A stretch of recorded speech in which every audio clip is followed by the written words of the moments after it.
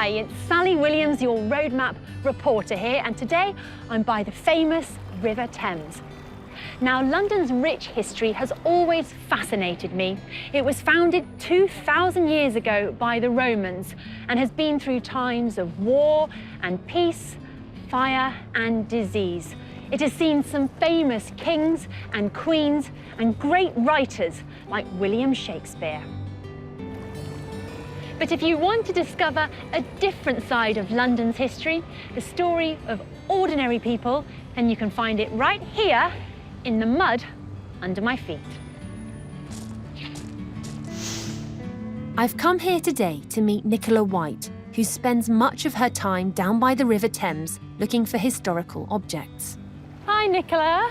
Great to meet you. This is fantastic. So you are a mudlark. Tell me, what is mudlarking? Well, a modern-day mudlark searches for pieces of history along the banks of the Thames at low tide, for things that people from the past have lost or thrown in the river. And the old-fashioned mudlarks were very, very poor people, the poorest of the poor in society. And they used to come down to the river and look around at low tide for anything that they could sell, like pieces of metal, pieces of rope, so that they could sell it and buy some food to eat. They were very, very poor.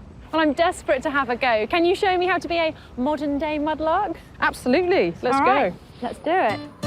London's great palaces, churches and buildings can tell us a lot about its history, but the things you can find by the river tell an even more interesting story. Over hundreds of years, Londoners have lost or thrown things into the river, and every day these pieces of the city's past are washed up on the shores of the Thames for people like Nicola to find. So, the good thing to do really is to wander along at the low tide level, and then just keep a look, seeing if you can spot anything out of the ordinary. Okay. Ah, now so this is, what's this? Oh, here we are, look. What is it? Well, this is part of an old shoe. It's part of the sole of a shoe. So I would say that somebody over 100 years ago probably wore this shoe. Wow, brilliant. What's next? Let's see. Okay, well, one thing that you're practically guaranteed to find, in fact... Oh, have you found something? Yeah, no, that looks like a piece of pipe stem. Can I have a go at digging it? Yeah, no, do. So just very carefully dig around the edge so that you don't break it, because there might be a bowl. Oh, and there is a bowl on the end. Well done. What is it?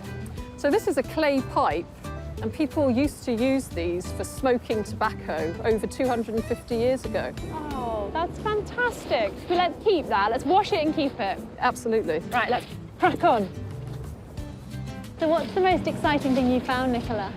Well, I found this Georgian heart, which I absolutely love and which I wear every day. But I've got lots of other really lovely things in my studio. Would you like to come and have a look? Oh, I'd love to. Yeah, let's go.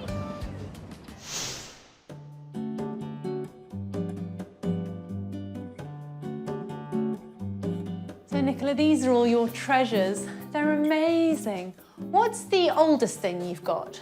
One of the oldest things I've got is this Roman pot, which was used to mix food in a kitchen 1,500 years ago. Gosh, that is old. And what's probably the most common thing you've got? Well, one of the most common objects are these bottle stoppers here. Right. You've got a lot. Yes, there's a lot of these, and they would have gone into these old bottles like this. They're lovely. And what's your favourite thing in here?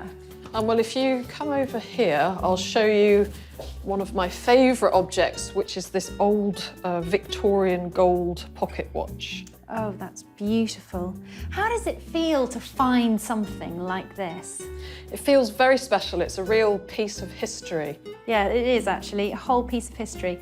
I hope I can find something like this.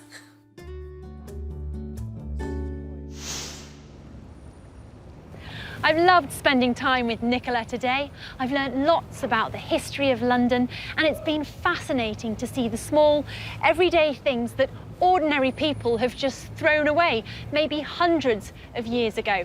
Well, I'm ready to start treasure hunting again now, and maybe I'll find something old even valuable. So if you'll forgive me, I've got work to do. This is Sally Williams, your road map reporter, signing off.